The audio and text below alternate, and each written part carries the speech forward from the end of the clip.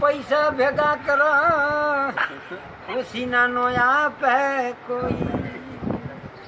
tender pass થાય 30 લાખના 30 માંથી વિખાઈ જાવો ચૂંટણી વાળા પછી તો બુલેટું ફેરવે એમને 500 નો આપે કોઈ ઉસીના આ સરપંચ થાવ તો બોલેરા ફરે બાય અને ભાંગે ભવની ભૂખું પણ આપણે કઈ તો ત્યાં તો અમારે પરસેવાના છે પૈસા